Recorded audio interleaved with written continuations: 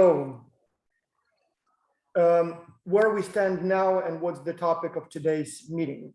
So we went from select or understanding the types of colleges, the principles of selecting the best college for you. Then we talked about what the colleges or how the colleges are different in terms of the application process. And we talked about all of the differences in terms of the admission rates, tuition rates, but also the early decision, early action. We also talked about the colleges in the United States and outside the United States for those of you who might be interested in going sort of beyond simply the American sort of domain.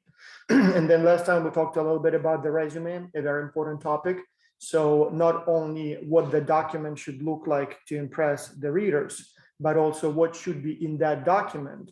And most importantly, what you can still add to the resume before you apply for colleges. And so we talked about all kinds of different programs, activities that you can still do to strengthen your resume before you will be applying in a few months.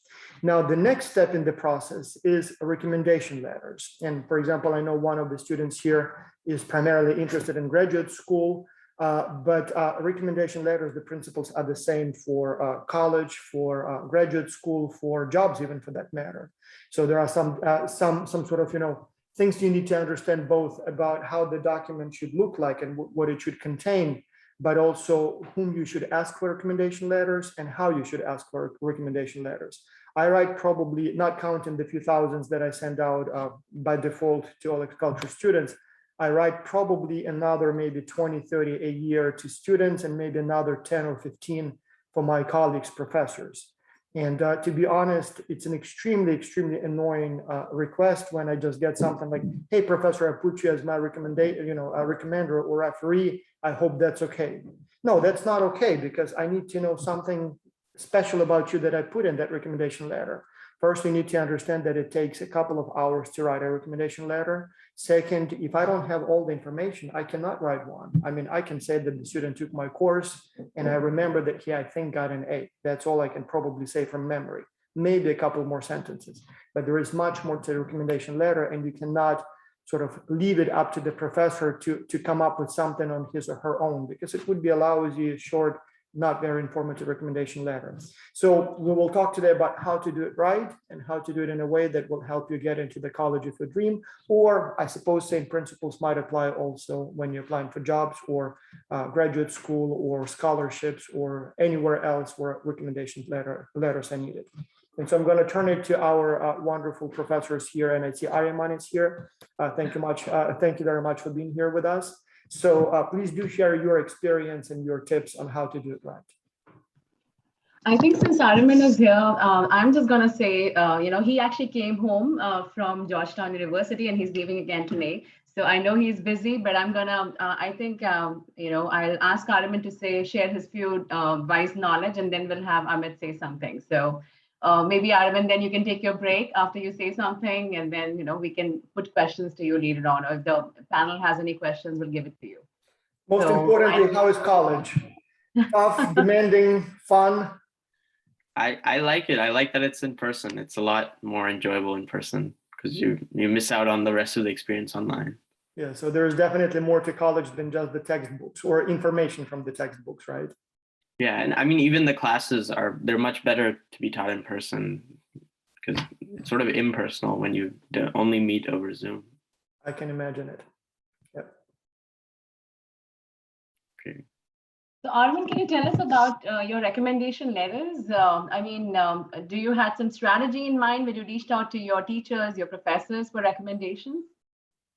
Yeah, so when I was looking for teachers to give me recommendation letters, I wanted teachers that knew me well and who I did well in their classes, but also that they sort of knew me outside of class. So teachers that I'd meet outside of the classroom setting, maybe to ask them about things unrelated to class, or things like maybe my own college application process. Sometimes I'd talk to them about that. So teachers I had a more sort of personal connection with, and this turned out to be my English teacher and my physics teacher and my math teacher. And on top of that, I was doing research at Georgetown before. So I had the professor who I worked with there, he also wrote me a recommendation letter. All right. And I know you had a very weird case, right? Like you shifted cities and places before coming to DC. So do you want to share that experience? Was that good or bad in terms of getting recommendations or reaching out to your teachers from a previous school? Oh yeah. So that definitely makes it a little harder. But if you're in one high school for all 4 years, or maybe you're in one school since first grade, it's a lot. You have more time to develop good relationships with your teachers, so that they can they can write more in their letters than just this kid is a good student. He took my class. He or she took my class, and they got an A. So yeah, I had to sort of work harder to make sure that I would get to know my teachers, because I was only in my school from 11th and 12th grade. So I basically only had a year. And one other thing is, were you able to tell your teachers, okay, write about these kind of projects, or were you able to strategize your recommendation letter? Or was it completely their will and their time on it? So what I did was, when I asked for the recommendation letter, I gave them a copy of my resume, just so they would, there would be some useful things for them to mention. But also, I knew these teachers well at this point, so I knew they'd have more personal and individual things to say about me, because I was not just one other student in their class. I was also someone who liked talking to them outside of class. So I guess these strategies work. Amit, you want to say something? Yeah, so I actually have a question for Araman. So you were applying for a computer science program at Georgetown, right? And you said that one of your recommenders was your English teacher. So does that matter that, or were you deliberately looking at your English teacher just because you knew him or her well? Or does it really matter in a college application? You have a computer science thing, so maybe you should be approaching your math teacher or your science teacher. So any thoughts on that? Yeah, so one thing is, at some colleges, they specify you can't have like both of your recommenders be in STEM. So sometimes they might want a little more diversity in where your recommendations are coming from. And the other thing is, so I guess there are some trade-offs with it. If you have like two very different subjects and you give recommendations for those, that might show you're a well-rounded student. You don't only just care about the things that you're going to be studying. Maybe you have a broader focus. And American universities, they sort of like that. That you show that you're good at a lot of things and you're interested in a lot of things. But I guess one other the trade-off with that might be maybe you aren't able to express as well that your main interest is in the specific thing that you're studying. So yeah, there are trade-offs. But I thought my English teacher, she really liked me, so I thought she would write a good recommendation letter. So I thought it was worth the trade-offs there. And when you went to the English teacher, was it because the articulation in the language? I mean, the way she would have written your recommendation letter would have been much better than the way a STEM teacher would write? Or was it just because you liked her and you know that she liked you as well? Yeah, I mean, I think that varies a lot. I'm not sure we can say the English teachers will be the only ones writing nice written recommendations. It really depends on how much time they're willing to devote to writing about you, and that only comes if they they actually like writing about you. Okay.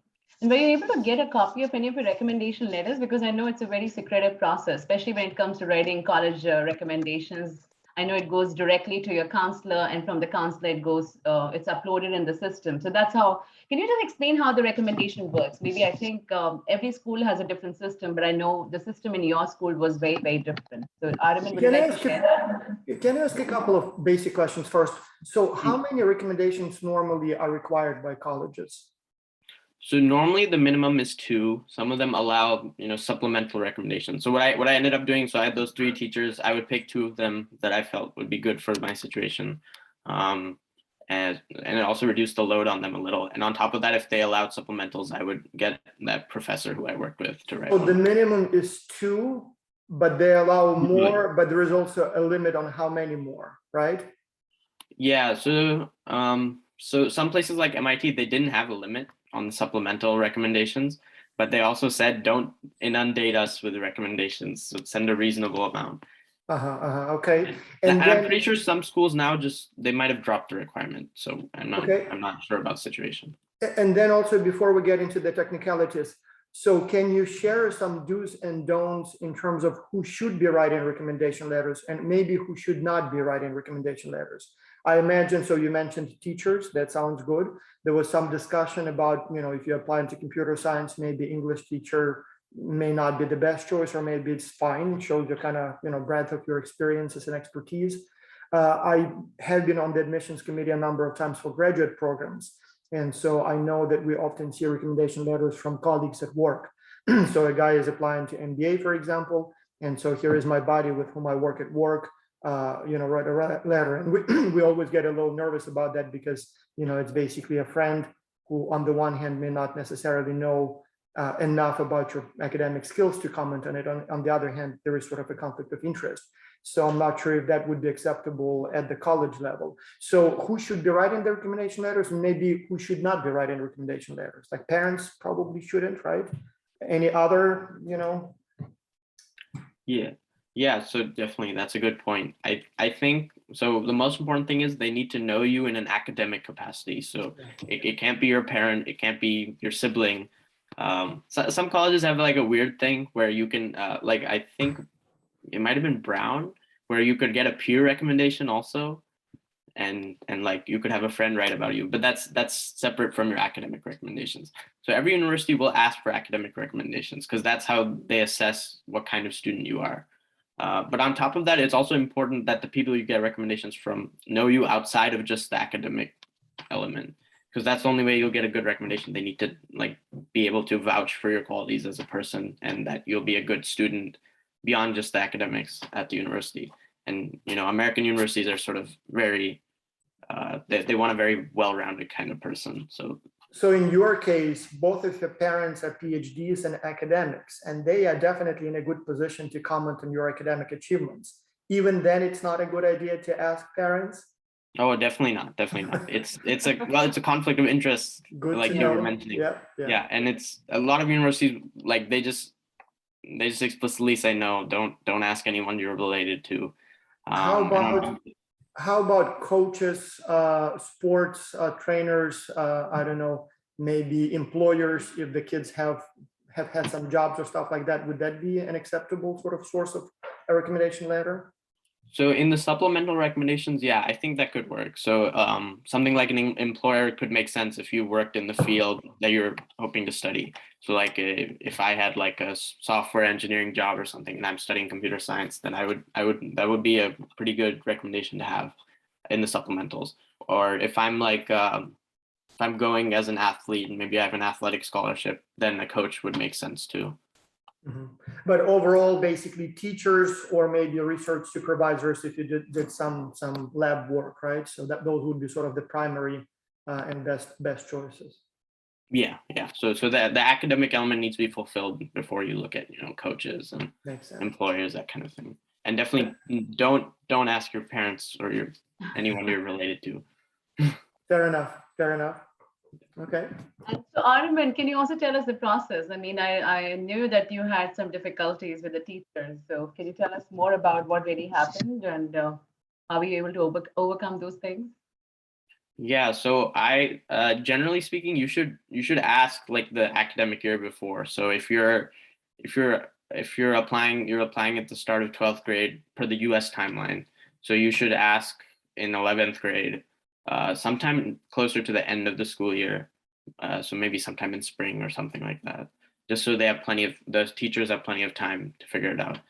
And for me, I asked my physics teacher, and then later I was a bit uncertain as to whether he would write a good review, because my physics teacher, he liked me, but he was a strange teacher.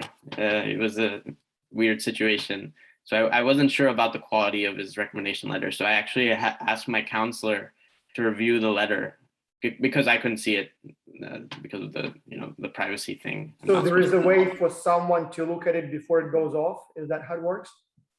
Yeah, I mean, yeah, I think I'm not sure how common this is, but like my counselor, she agreed to like look through the letter and just let me know if there's something egregious that is not going to be good. I think this, if someone, the way someone can look at it is if it's all done electronically. So in the US, the system is that the teachers, they do not directly load their recommendation letters on the university's website. It goes through the school counselor, and then the school counselor then forwards it online to the university. Now, there could be cases, outside US that sometimes they ask for the hard copies of the recommendation letters. In that case, no one can get to know what's written in that. So it's like it's a sealed envelope that goes to the university. Then there is no way to track it. But most of the universities in US, I think they've made a sort of a system. It goes first to the school system, the high school system, and from the high school system, it goes to the university system. So there is a sort of a check where at least one person, the school counselor, has access to those recommendation letters. But it may not be the case for all the universities. So you've got to be careful on that. And I think every US school follows a different system. So I know in Ariman's school, he was not supposed to look at the recommendations. So obviously the trust factor is what works between a student and the teacher. So he trusted his teachers and he knew that, they'll do a good job in recommending him and everything. But then he had his questions for his physics teacher. And that's why I know he reached out to his counselor just to see and review the recommendation from the physics teacher because he had no access. Yeah. So I never got to see it. Yeah. But I think that they might be different cases for different schools. You might see your recommendation, and I'm not sure about it. But yeah, in the way in DC, at least the school system, the way it works in Washington, DC, is that it's very secretive, and the recommendation goes to your counselor, and he or she is a person who controls then and takes it to the university. Yeah. So it's a little sort of a different layer process. I'm not sure about the other colleges and the schools. So. Yeah. And that's why it would be a good idea when you approach your professor to ask, would you be comfortable giving me a strong recommendation letter? Because if the professor is not, you don't want that recommendation letter. And I know Amit is going to cover the do's and don'ts in the recommendation letter. But one thing which I definitely say, being a professor myself, and when I get the request for the recommendations from my students, as Dr. Charis was saying, we always ask for a full-fledged, the whole portfolio. So I'll ask for the resume, I'll ask for any good things that you have done, especially in the recent months and this year. Now there was a COVID-19 situation. So, okay, what have you done extra in this COVID-19? Was there any academic thing that you did? Even the sports activities, whatever extracurriculars that you have done, all of that will be a part of my recommendation. So the thing to remember is if the professor of your teacher is not asking for these items, and he or she just writes with a great student, that's not going to be a good recommendation. I mean, a great student need to have the work exemplified in the recommendation. You have done a great project, fine. What was the project about? Was it a global project? Did it impact 100 people? It impact 10 people in your class? It impact the community? Was it a community building a part of your recommendation? So those are the things, I guess, you need to have conversations with your teacher. And I knew Arman spent a lot of his time outside the classroom, just talking to his teachers, letting them know that these are the projects that he had done. And this is what he's working with Georgetown. So each and every teacher that he reached out to knew that he was doing a research at Georgetown, knew that Georgetown University was one of his big favorites, and he wanted to get into that. So those are the things. I mean, if you let your teacher know that these are your passion areas and this is the university that you really care about, then they will also care about you. So, it has to be strategized. I know it's something, it looks like a cliche, but it needs to be strategized. You really need to make sure that your teacher or your recommender knows everything about you. And even in the areas, sometimes the recommenders do write some weaknesses, but the weaknesses should look like your strength areas and not your weaknesses, really. So those are the things that you really need to strategize with your teachers. So talk to them, reach out to them, tell them what you like. I mean, what are the things that you really want to do? What is it that you want to do in life? And all of that helps. Arman, is there any extra lessons that you want to give? Because I want to let you go and then we'll carry on the discussion from here. But is there anything that you learned in the recommendation process that you'd like to share with the audience? Yeah, I think one thing I'd say is the recommenders that you pick, you should be comfortable with just never knowing what is in the letter. It should be someone you can trust that, they'll write something that'll be good for your applications. Let me show you a couple of things, and I would like to hear your opinion about how I do it. So I'll share my screen and I'll show you my real email. And so as you can see, a lot of people ask for recommendations. So this one was from a colleague for Fulbright. This one was also Fulbright, but for example, this one here, Common App, right? So I got this letter. It doesn't matter what the student's name is. The student never sent me an email saying, hey, professor, I'll put you on a list. The student never gave me any information. I have no idea who the student was. It one of my students who took my course? Is it someone from the culture? I have no idea. I'll be honest with you. I ignored it. I didn't write it. I mean, I don't have time. I don't remember anything. The student didn't send me anything. And so in cases like that, it just doesn't really, make much sense. But let me show you what I do when people ask for the recommendation letter. So since I get so many requests to write a recommendation letter, I have a signature specifically designed for recommendation. And this is the text. And I would like to hear you, professors, here what you think. So this is the automatic reply that I give before I look at it. I say something like this. I say, I will be happy to write a recommendation letter for you, but I'll need your help. The next several weeks will be very busy for me, and I won't be able to get it to it very soon. This is sort of not true. Well, it's always busy, but that's set in the stage. And then I say, would you be able to prepare the initial list, draft the details, your achievements and skills, academic and extracurricular, jot them down in a form as if I wrote it and send it to me. You know your record best. You know best what should be mentioned in the letter. So it's best if you list all those points first. This will ensure the letter comments on all highlights of your record. Ideally, please write it the initial draft as if I wrote it. I will then review the template, edit as needed, and add more comments of my own. This will save me time and ensure the letter is strong and doesn't miss anything. So this way, I don't want to spend 3 hours or 2 hours digging. Like, for example, Aryaman, you said that you send a resume. I don't want to go through somebody's resume. It takes time. It's still hard. And then there may be some things that are not on the resume. So do you think what I do here, is it sort of unethical, or is it unprofessional, or is it just me saving time, or does it actually ensure a better quality letter and works better for the student? Like, what's your opinion about that? I think it really varies based on the teachers. Like, I don't, in high school, at least in my school, so teachers would write the full letter. Like, they wouldn't expect. If a teacher replied to you like this, would you be happy about that or sad? Well, I would probably be a bit uncertain, just because it's not like, maybe at the high school level it's different, but at least in my school, this would be pretty unusual.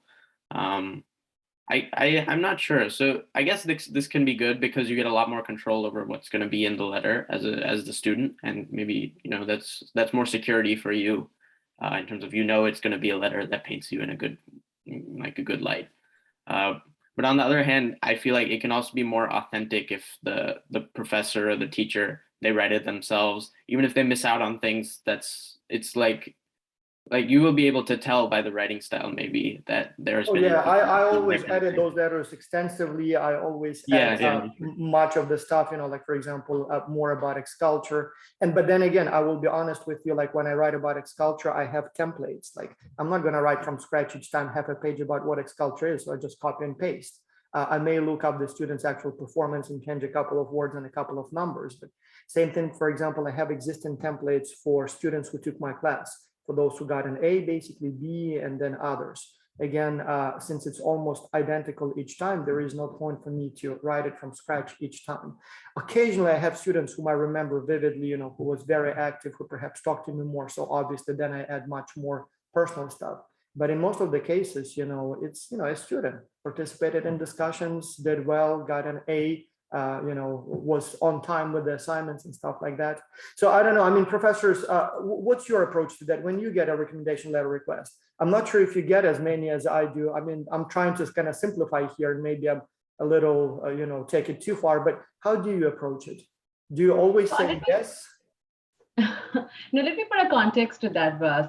So when it's a high school teacher, getting a recommendation letter, he or she knows that this is for the student, and the student is actually going to a college or a university or whatever.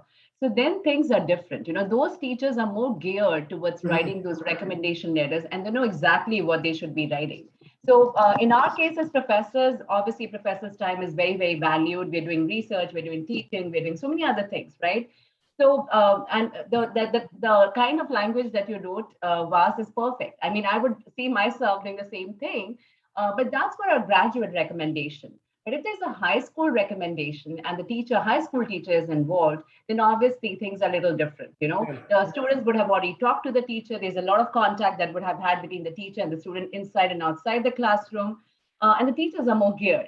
They knew that this is a 12th year, like this is the 12th grade for the student. It's a senior year. The students are applying for colleges, how much colleges mean for the students. So they are more geared in terms of writing recommendation letters for them. So things are very different when it's a high school versus a college professor situation, right? But having said that, a lot of our students have done research in different universities when they apply for colleges. Like Arvind did the research for Georgetown University. So his strategy of asking for recommendation from a Georgetown professor was very different. So obviously, there he gave him time. He told him, I'm applying for college like 6 months before even the entire process even started. So obviously, the professor knew that this is coming. So and sort of and that's a very, very good recommendation. Don't wait until the last time. Say, Professor, I will be asking in a few months. Yes. And then maybe that way, Professor will start paying attention to you. Yeah. So with a high school teacher, you can wait. And he or she knows that this is coming. But if it's a college professor, if it's anyone outside your high school, if it's some recommender from the industry, someone from the coaches and your athletic atmosphere, you need to tell them much, much in advance because they don't have any stake in it. As a high school teacher, the high school teacher has a stake because he or she knows it's an image, it's a reputation of the high school in question. So let's say if Arvind gets into Georgetown, the teachers in the high school who recommended him, they know that they can now tell about the other students and they can say, hey, we have a case of Arvind, he reached out to us. This is the kind of the way the process works. But when it is someone outside your school, you can't take those people for granted. So that's where you have to start the process much in advance. Having said that, I know Arvind has to leave. I promised him only 30 minutes of the time today. But guys, he'll be back again. So we'll catch him anytime he's back. But I think, Arvind, you can exit if you want to, and we'll still continue with the discussion. And thank you so much for sharing your experience. Next time, bring some photos. We want to see the photos from your Fancy Schmancy Georgetown campus. So what it looks like. No, I'm serious. I would like to see it. So maybe. One quick question, Arvind, before you go, though. Isn't that true? So I assume you had, like in the 12th grade, there were probably at least 50, maybe 100 students total, right? And all of them, I assume most of them were going to college and asking for recommendation letters. So I imagine that math teacher probably got, I would imagine, at least 50 requests towards the end of the year, right? So, would it make sense that he would be writing that many? And if so, anything that simplifies his or her work and anything that sort of puts you on the map, maybe by requesting early so that the professor starts paying attention to you and thinking about it. Like, isn't that how it works? Like, the professor probably will be writing a ton of those letters. Wouldn't that be the case? Yeah, so I think one thing in high school is like teachers who teach 12th graders, 11th graders, they know they're going to have to do that. So it's taken as a part of their duty. So even if they have 50 letters, they got to, if they and they can always decline also, but generally most of them take a pretty big load of letters compared to, professors, mostly because it's like counted as part of their job. But, fair enough. Yeah. So I guess anything that you can make, that job easier, and remembering that the professors are not only busy, but also sometimes may not know about your wonderful achievements. They may know that you've been in the class, but maybe some other things they don't. So you might want to hint or at least mention that in the letter itself, in the resume, like that was a very wise, like at the very least include the resume, but possibly also maybe schmooze a little bit more with that professor after class so that they know. So strategize, that's the word. Right. Anyway, thank you so much, Arvind. Thank you so much. So yeah, thanks for having me. And, thank you. Thank you, Arvind. Thank you.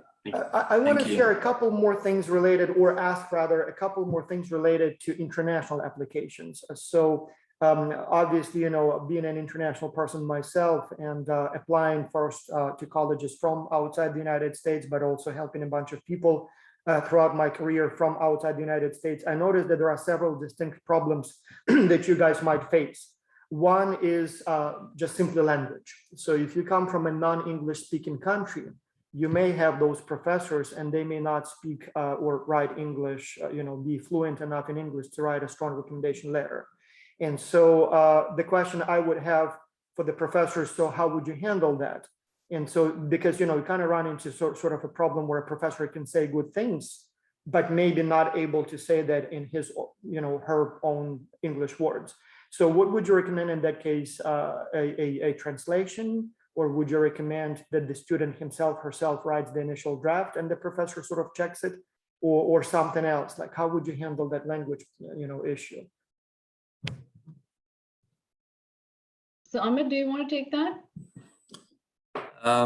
I mean, in that case, it can be a little tricky. So as an applicant, you're not actually supposed to see what the recommender is writing. But then I think it depends on the relationship that you have with your recommender. And if you can have a look at the first draft and look at the language issues or something, or have someone else look at it to look at the language issues, that would be helpful. It's actually, the whole story that is there in the letter, that's going to matter more. The content is going to matter more. And obviously the university counselors or the university admission committee who's looking at all the recommendations, they understand that, it's an international thing, and recommendation letters are coming from all over the world. Right. So would like an official translation be a way to go? Or like if the professor who, teacher who is giving the letter doesn't, is not conversational in English, like would then you ask to write it in the native language and then add a translation, or like what's the logistics of this? I would go in for an official translation if it's a totally different language. That would be acceptable from the admissions point of view, right? That should be acceptable from the admissions point of view. So, I mean, if it's totally a native language, maybe in India, if it's like totally written in the language Hindi, and then that's obviously recommendation letters, they have to be in the English language. As far as US universities are concerned, it has to be in the local English language. Yeah. So in that case, I mean, there is no other way but to get it officially translated through a translator or something. When I was asking for my recommendation letters and when my wife was applying, the response was every single time the teacher would say, "Oh, sure, I would be happy to write you the letter, but I don't write English, so why don't you write it first? Then maybe give me the Ukrainian translation so I know what you put there. I may ask you to change something, but basically you handle that translation and then I'll just sign it." And I suppose that's acceptable. It was okay for me, but so they basically were not ready to, I'll write it and then I'll handle the translation. So I'm not sure, what the response of your professor could be, but it's potentially an issue that you need to plan for. Yeah. Exactly. And in that case, make sure that the relationship between you and the recommender is very robust. You can trust that person and that person can trust you. So that's very important. Yeah. And another problem I had, Anshu, sorry, did you want to say something? No, I was just saying this, that actually it all depends. I mean, if the teacher or the professor that you're reaching out to is the teacher that you really want that person to write the recommendation letter, and unfortunately that person, English is not the native language, it's also good to have the original letter in their own language attached along with the translation. Yeah. So that way, the people, I mean, the admissions committee knows that, the letter was initially written by the recommender and not by anyone else, because even they, so sort of just giving originality and genuinity to the entire process. Yeah. And in fact, I think in a way it's good because it just shows you as a global student, and that's exactly, it's a good thing. Yeah. The only challenge obviously is if it's an electronic submission. So sometimes translation may be, not easy to attach unless they sort of merge it first in a single PDF where you have. They need to merge it. Yeah. Exactly. Yeah. Another like run for 4 pages or 5 pages, but they need to merge. Yeah. And the more I think about it, I feel that it might be a positive thing to your, just having a global recommender. Yeah, it might be a positive thing, but it has to be done again. I strategize it. It has to be a part of your application. It's not something that, let's say, if I'm a high school student applying for a college and I know someone, but I've not done anything, really worthwhile with that global person, then that letter will not hold value. So you should have done something like a project or something big thing with that person, and then that the recommender having that original language and then having your translation, that will be helpful. Yeah. In fact, I think that's a good idea. Yeah, that's a good idea, having both the letters. So that really adds weight to it. Yeah. In fact, that may be a good thing, because then that letter at least would get the attention from the admissions committee. So anything that's out of usual, which is unusual, will definitely get get your attention. So yes, I think I'll recommend doing that, especially in the cases when you have done something worthwhile with So let's say, and I was just thinking from my perspective, so there have been times that students do something outside their country. Like, I've seen students contributing their time, especially one of my students did something in Kenya, and she had an orphanage and she was helping the girls over there. And what she did was she actually got the local orphanage people write her the recommendation in their native language. And of course, that was then translated in the English language as well. So things like that will definitely add value because you've done that work, right? So that work shows. Yeah. Another related sort of challenge could be, and again, I don't know, I mean, most of you guys, at least I see for so several of you are in English speaking countries, maybe it's not even an issue. But if you are asking a teacher who doesn't speak a word of English, one of the challenges will be that these days the recommendations are electronic and there are always questions that need to be sort of answered, like how would you rate this student, like on a scale. So that professor, the teacher may need some help with, sort of filling out the form before the actual letter is attached. Another problem I ran into with, again, international teachers, maybe it's now different. Maybe, years have passed and maybe by now teachers know. But my problem was they sort of didn't understand and didn't know the process. So at that time, at least in Ukraine or in some other countries, I was also getting some recommendations from Germany at that time. It was a very different process. Like in the United States, it had to be a letter mailed by the referee to a specific address in a signed envelope. So it was not something the referee gives to me and I attach to my application. It had to be mailed directly. And now it's electronic, so it's a little different, but the challenge may be still the same. So I would come to my teacher, and I say, would you give me the recommendation letter? But it needs to be in a signed envelope mailed to this address. And they would be like, whoa, I don't understand that. I'll write you the letter, but I have no idea what you're asking, like signed and like, what do you mean, like sign and mail? And so I pay for the postage. Like they were confused by the process. And in every single case, they said, you write it, you give me the letter, I will sign it, I'll give you the letter, and then you do whatever you want to do with that. And I literally had to put it in I was not even in Ukraine at that time, but I needed to find someone in Ukraine who would put it in the envelope, sign it, and then mail it with the professor's teacher's return address as the teacher sent it, because any other way it wouldn't work. So here they wouldn't accept it, and there they wouldn't go through the whole process. Now it's electronic, but again, with all these common app and electronic applications, it may not work in all countries. And the teacher may be confused. Maybe they're still writing, paper letters. And here the teacher needs to wait for an email. In that email, there will be a link. The teacher will need to click on that link, maybe fill out some form, and then attach the letter. And some teachers may simply, again, be like not computer savvy and like, oh, I don't know, I don't understand that part. So again, you might need to talk to the professor about the process. I know at least about one case, one of the students I worked with who said, the teacher forwarded me that email and said, you click on the link, you do everything, and basically, say that as if I did it. And so then the question again becomes, what do you do about it? In the ideal scenario, as we discussed, yes, it should be, a completely anonymous process. You don't see the letter, teacher does everything authentically, writes in detail. But some teachers, they like you, they want to help you, but they might not want to go through this whole grueling process. Not because they're busy, as like in my case, but because they just simply don't know the process and it takes them a long effort, So I'm not sure if you have any recommendations here, what's, the best way to approach it, but, it seems to me that you need, if you're not in the United States and teachers are not familiar with the process, you might need to plan in advance and provide sort of step-by-step guidelines. So yeah, just to answer that, so I know things are very different now in all parts of the world. Yeah. I mean, things have evolved over time. So my time when I started my studies and applied for colleges outside India or whatever, things were very different. I mean, what Vas is saying, what Dr. Charis is saying, holds so much value at that time, because obviously the teachers don't understand, the counselors had no idea what is happening. But I think in this global world, especially now, things have evolved, at least in India, because I can talk about India right now. A lot of students are applying for US universities. And in that part of the world, in India especially, I've seen the teachers know exactly what the process will unfold. They know exactly. They are counselors only meant for helping students who apply for international universities. So that's where things have evolved over time. And I think it's all because of globalization. Everything is electronic.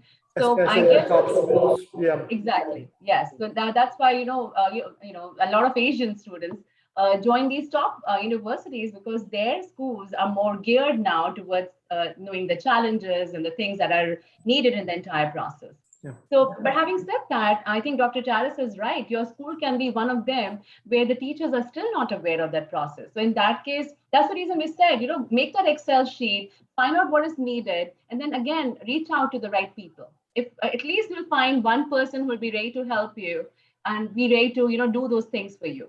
Yes, in US, things are very different because it's more organized process.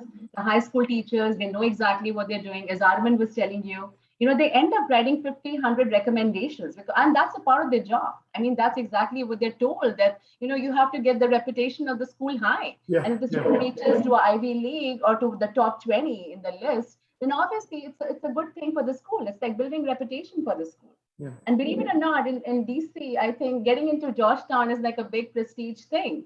So the teachers exactly know what they're doing and what their job is. So, and they're proud of it.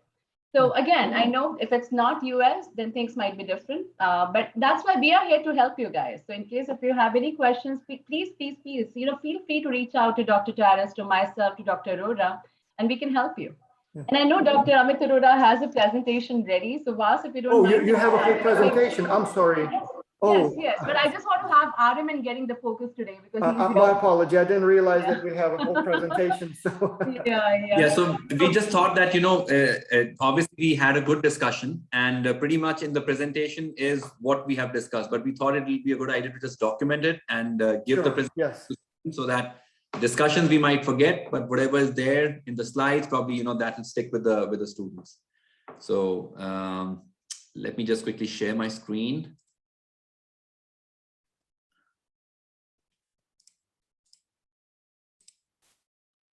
Okay, can you all see my screen? Yes. Okay, all right. Okay, so this is basically a quick recap of whatever we have really discussed. So I think that's a good thing. We have pretty much covered everything. What is a letter of recommendation? I mean, that's a letter that is written on your behalf as an applicant. It can be written by a teacher, by a school administrator, by a school counselor, anyone that you can trust that that person is going to write a good letter for you. Okay.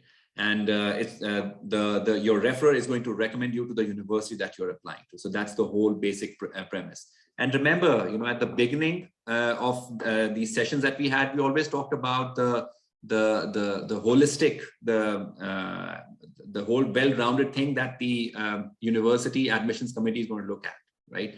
So one way to gauge that holistic thing is through these recommendation letters, right? So it may seem like a very abstract word that they're looking for, a holistic view of the student, but then that's the way it is, right? So we just got to cater to that system that is in place over there.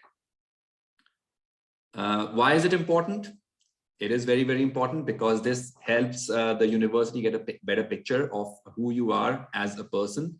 And in these recommendation letters, you also get to know the non-academic accomplishments. And we have the SAT score, we have the GPAs of the school, all that is a part of your application material, right? Some of the things that you do outside your studies, outside the school, maybe you've joined these different clubs, you started a new club, you are in some leadership position in some club, right? So all that, of course, in the resume, you're going to list it out, right? But if someone else can vouch for that this student, this person did such and such thing or had that sort of an initiative, that's going to really help you, round up your whole application. Most of the schools, they probably require, I think all schools require a letter of recommendation. How many? That depends. Like Ariman was saying, MIT had no limit on it. But then they said, don't inundate us with letters. Some will specify that we need 2 letters of recommendation. Some will specify we need 3, right? So look at very closely, look at the website of the school that you're applying to, look at their admission requirements, how many letters are required by that school. So make sure you do that, right? And sometimes, people recommend that if they're asking for 2 letters of recommendation, right, get a 3rd one too, but don't make it like 5 or 6. Okay, so you're not really looking for quantity, you're looking for the content that is there in the letters. And believe me, these letters of recommendation, they are important. They are read by your university admissions committee, right? So because that gives a more holistic view of what you are as a student. And especially in the United States, letters of recommendation, they matter at every stage, starting from the university level, your job, if you're a university professor, your tenure, your promotion, these letters of recommendation are really, really important. Who should write for you? Someone who knows you academically, personally and academically. So again, one of your school teachers and you've done well in that teacher's class. So that's important. And someone whom you can trust will write a strong letter for you. That's very, very important, right? And who will complete the letter on time and send it on time. So again, planning is very, very important. As Arvind was saying, he started approaching his teachers probably 1 semester in advance. So that's like 2-3 months in advance, right? And then just make sure in the university that you're applying to, check their website. Sometimes there's a specification that you need to have at least one letter of recommendation from a science or a math teacher, right? So look at those things very, very carefully. Right? Sometimes it just lists out, they have a very specific criteria, who should be doing it for you, right? So, and make sure again, you have that network of trusted people, could be your teachers, your school counselors, your supervisors, maybe your football coach or someone. So make sure that you have someone in mind, make a list, who are the people whom you can approach for recommendation letters, right? So it's always a good idea to document things. That Excel sheet that we have been stressing about, your reach school and safety school and all that. Make sure during that, you have a column for that, letters of recommendation. Who are the best persons? What is the university requirement, and who are the best persons I can approach? Right? What information should I give to the referrer? So as we have been discussing, right? So there might be, people are short of time. So they might just ask for, what all should go in that, some pointers about what should go in that application, in that recommendation, right? So all of that, and sometimes the university will specify that, this is the format that we're looking for, especially if it's an electronic thing. There'll be some specific questions what the university is looking for. So make sure you provide that ahead of time. In case you're an international student, so sometimes it could be that now most of the stuff is electronic, as we've been discussing. But then sometimes it could be that, the person is sending a physical letter. So then make sure that you have the envelope ready, make sure you've paid the postage, make sure that you pay for everything, because people are not going to be willing to do that, and they probably won't have the time to do that, even if they're willing to do it. Right. In the old days, I literally would provide, like envelopes with the stamps on them and the address on them, so that the professor just puts the letter in and sends it. Sure. And a good idea to have your resume ready, right? We have been talking about how important the resume is, a 1 or 2 page resume that lists all your achievements. Or if you don't have that ready yet, if you're sending an email requesting for a letter of recommendation, make sure then you list out all your achievements. But the best thing is you should have your resume ready, a short, brief resume that lists all your achievements, so that your recommender has something to work on, right? And plenty of time before the deadline. So it should not be that, just 2 days in advance, you're asking for a recommendation letter. Chances are that person is not going to write it for you, right? So plan in advance. Planning is very, very important. Remember, you're applying for a university. That's a big step that you are taking. So everything should be planned minutely, right? And then make sure once the recommendation has been submitted, don't forget the thank you note. Most of us tend to forget that. And it's not intentional. It happens with me too. I ask my recommenders for, maybe for my tenure or something, and then I just forget to send a thank you note. That matters. It matters because you might meet that person again, and it's just a matter of courtesy, writing a thank you note that thank you for. And I've seen students, high school students, they send thank you cards, like a small card you buy from the store, and a small thank you note, and give it out personally to the teacher who's sent the recommendation to you. I know Arvind did that in his case. So once all this application process was done, all the deadlines were done, then he bought a bunch of cards and a handwritten thank you note, a small little card, and gave it to all his teachers. So that matters a lot. A small thing, but it matters a lot. remember from the teacher's point of view, I mean, it's their responsibility. They do these recommendation letters all the time, but then once they get a thank you note from a student, that really matters. I would even say take it a step further, and after the process is over and you're admitted to college, reach out to that professor and say, hey, remember you gave me a recommendation letter half a year ago, and I got into this, and this college. Thank you so much. First, for that, for the professors, it's, they want to know if you got in or not. But second, it's probably an even bigger thank you when they know that it made a difference. And dare to say, I would even say that if you happen to be with that professor, friends on Facebook or Twitter or wherever you are, like many students edit me, as their friends, I don't mind. I would even comment on that recommendation letter on social media and say, hey, Professor Jones gave me a letter. Thank you so much. Not only did I thoroughly enjoy the class and you were one of my best professors, but also I really appreciate that you talked to. So it's a little thing, but the professor will definitely appreciate it. And like those things, I think, matter to some extent. So yes, definitely. These things do matter, and they matter throughout your life, right? So it's a good idea to cultivate that habit to say thank you to people who have taken out the time to write recommendations for you. How to ask your recommenders. So if you know some of your teachers very well, just politely ask them, and well in advance, so that they have the requisite amount of time. But what if you're not close to any of the faculty in your school?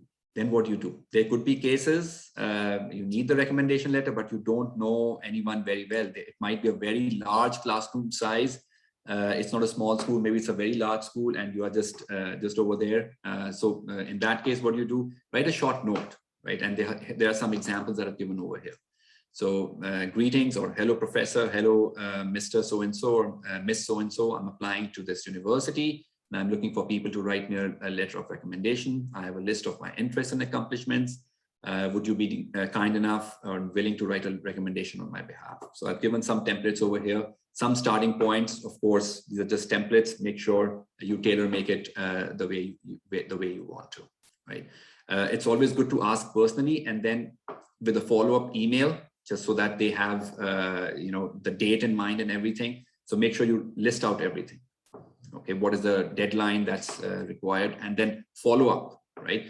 Many maybe you ask the person like 2 or 3 months in advance, right? And then you say, okay, my job is done. No, your job is not done till the recommendation goes into the system, or the physical letter goes out of the teacher's hand, right? So follow up. It's not that it's the teacher's intention not to write it, but then again, teachers are loaded with so much of work that they might just forget, and there'll be like 20 different requests for them. So it's your job to make sure that you follow up till the job is done, right? So don't just forget, one email and it's done. Okay, good idea. In that Excel sheet, right? When did I first send the request? On this date.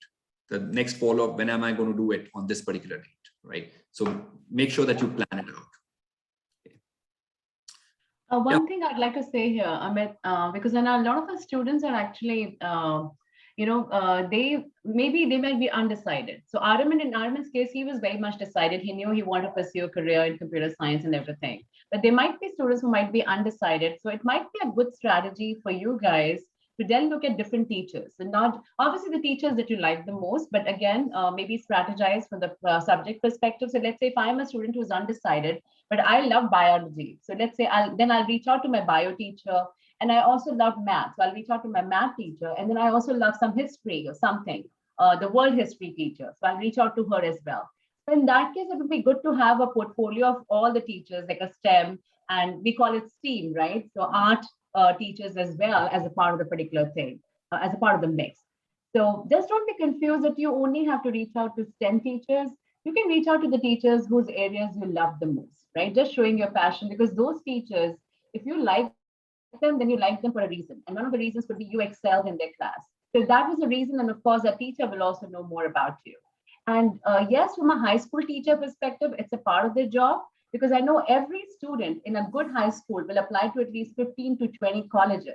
So think about this teacher writing for Ariman, not just for one college, but maybe for 10, 12 colleges that he applied for, right? So they are geared towards it, but at the same time, you really have to make them more focused, and you really have to reach out to the right teacher. So, With the I common might. app, with the common app, at least now it's one recommendation for Yes. most schools. But again, Almost. some schools may not be part of the common app, and so the teachers may need to write separate copies for different schools, and so that's time consuming. Yeah, yeah. There was one question. Yelena said that she kind of liked my approach. It gives the student more control, and making sure that the professors don't say the wrong thing. But I think that the risk is not so much that the professors will say the wrong thing. The risk is that professors will not mention the many right things, and that's why you want to provide your recommendations so that they remember to mention all those things, or maybe that they know them. And so one last question for the professors. So would it be, again, I'm not sure, ethical and unethical strategizing? Like, let's say we have one of the students here, I don't know, for example, Ahmed or Maxim. And so they want to apply, let's say, to STEM. And so they ideally want to have recommendation letters from like that math teacher or maybe physics teacher, but they are not really, close to those teachers. Would it be too much to start cultivating that relationship? Like maybe intentionally talking to the teacher a few times after the lecture, maybe sharing with the teacher some, extra work you do. Maybe you took a course on Udemy, or maybe you built some sort of a robot or something like that, and you sort of share that with the professor, kind of so that the professor knows it and maybe mentions that in the, like, would it be like too much gaming the system, or it's a totally legitimate way to approach it? I think it's legitimate. It's intelligent. I think it's a good strategy. Yeah, exactly. Because that's exactly, remember, in the schools, in the colleges, we can't take risks. You really have to get into a good college. You have to really strategize for getting into a good university. And for doing that, yes, cultivate those relationships right from the beginning. And if you are very, very decided that this is a major you want to take, that's even better, because then you exactly know which teacher to target, right? And again, even if you're not decided, then of course, follow your passion. As I said, I love chemistry in my school. I love physics in my school. So those are the teachers that I'll actually pursue for recommendations, right? Even though I'm not sure whether I want to be a physics major or a chemistry major or a STEM major or an engineering major, that's absolutely beyond point. The teachers are the areas like they should be looked as targets for your future applications to your college. So yes, it's good to strategize. Yeah. There's no legal implication here. You're reaching out, you're obviously forming and building relationships with your teachers. And as Amit was saying, you're taking it in the future as well by sending them a thank you note once you get into this. So like I was telling you about Araman, so for DC schools, Georgetown is like a mecca of everything, right? So Georgetown is considered to be a very high profile university. It's like the MIT. So that's where the teachers are more geared towards taking their students to. So, I mean, those things, if you find, and it's always good to talk with your teacher, outside your classroom about your passion, and then telling them this is what you want, and this is the college of your choice, and this is the university you want to get into, then obviously the teacher knows how passionate you are. And believe me, they will reciprocate back. So, and if they don't, then maybe they're not the right teacher. Maybe they're not the right recommender. So move on to the next person. Yeah. Right? And this is Have that FaceTime outside the classroom with the teacher. That's always going to help. So plan in advance. It's important. Yeah, especially for the shy students who perhaps are not very active in school, class discussions, and maybe the teacher doesn't really sort of notice you if you're just quietly sitting there and doing your exams and getting good grades. So yeah, one last advice from me, and I think this is more for professors, but it may be useful for the students in case either teachers ask you for help with their recommendation letters, or maybe for your essay, which we will discuss next time. So I always use the so-called STAR formula when I write recommendation letters. STAR, sort of the abbreviation, stands for situation, task, action, result. So I always try to not say the student was a good student and got a good grade in my class. I always try to describe a situation. For example, the student took my class, or maybe X-Culture was part of my class. Task, the student had to work with people from all around the world and navigate the time zone differences, cultural differences. Action, the student took specific, communicated frequently, became the team leader, resolved conflicts effectively, and then the result, the team won the competition, for example, or maybe the student got some sort of a prize, or maybe something else. And so this way, it's not only simply saying the student is a good student, but it sort of puts, like context, what was the task at hand, what the student did, and how it led to some outcome. Again, you don't always have the control over this language when a recommendation letter is written for you, but perhaps when the time will come for you to talk about yourself, maybe in the essay or something, it's more effective when you use the kind of star sequence. So it might be useful, for you guys. And I think that's what is needed. So what Dr. Charis just told you is exactly the kind of recommendations the schools and universities are looking at. They just don't want to see that you're a great student. Well, what makes you a great student? Yeah, exactly. That What makes you situation, the task and the action and the result, I think that's a perfect strategy. So if the professor reaches out back to you, if your teacher reaches out back to you saying, hey, why don't you give us some context about yourself? Maybe it's a good idea to then say, hey, I did this project in your class.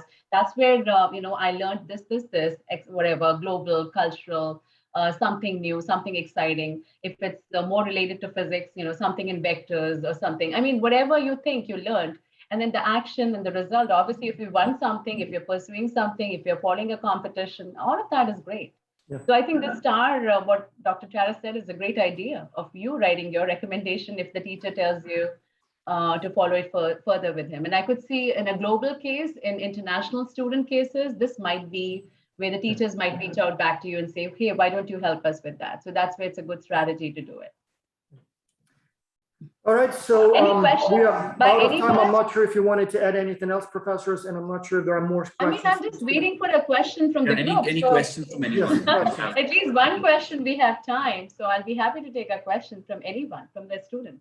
Yeah, as I said, there was one question about sort of controlling so that nothing wrong gets into the letter. And my response to that is that most teachers, they try very hard to help you. I mean, especially if you feel like you have a good relationship, teachers have no incentive and no interest in saying bad things about you. Like, even if you maybe sometime were a little late for the class or maybe missed an exam, I don't think they would be, they know that that can damage your chances and they don't want to do it. So my worry would be not so much teachers saying something bad about you, but rather not knowing some good things that maybe should be mentioned in the letter. And so that's your job to communicate that so that they can mention and say more than you simply showed up for class and did well on the exams. Yeah, and that could be the difference between a good versus a great recommendation letter. Yeah. It could be just a generic letter which the professor writes for everyone, but then you got to make sure that it turns out to be a great recommendation letter for you. Yeah. So if there are no questions, I guess the action item for you, the homework would be one, decide, sort of create a list of people that you potentially can ask for the recommendation letter. Keep it a little longer because some people may say no, unlikely, but may. But more importantly, some people will say yes and will not write the letter. So there are always people who forget, who get sick, who get busy. And so you want to have more options. You can always then choose which ones you submit, but you don't want to go only to 2 teachers and then, last day you find out that one of them didn't write the letter. And then, so for the teachers, for the list of people that you will be asking for the recommendation letters, let's say you have 5 names, start preparing. So start cultivating maybe that relationship. Do tell them in advance that you will be asking for the recommendation letter. It will not hurt in any way if you tell them tomorrow, but they will probably start paying a little bit more attention to you in class. They will probably start kind of, in the back of their mind thinking about what they can put in that letter, and then maybe start preparing that, package that you would be giving to the teachers, both the letter that asks for one, for the recommendation letter, but also maybe your resume, maybe you will add something else. Maybe you want to even include some sort of, I don't know, other documents, maybe like copies of your achievement certificates or something like that. Not sure if you want to include too many documents, but it may be more or a little bit more than perhaps maybe you would include also your own essay so that they can read and know better what your thinking is. So not sure if they'll have time to read all of that, but you want to provide all the necessary information. And if it's something that requires a paper letter, then yes, you prepare the envelopes with the stamps on them. If it's common app, again, you maybe mention to the teacher that there will be an email with a link, or just any electronic recommendation letter. So there will be an email with a link. So professor, be on the lookout when you get it, click on that link and fill out the form. I hope that's okay. So definitely want to start preparing that as soon as possible. So, and even if you know a professor as someone who would be a great recommender, but the professor doesn't know you or maybe didn't notice you, as I said, nothing wrong with start, cultivating that relationship so that when that link comes, they sort of remember you and like, oh yeah, that guy, John, yeah, I remember. So I'll write the letter. All right. So thank you so much, professors, and good luck to you students. And see you in a couple of weeks. All right. Thank you, everyone. Thank you, everyone.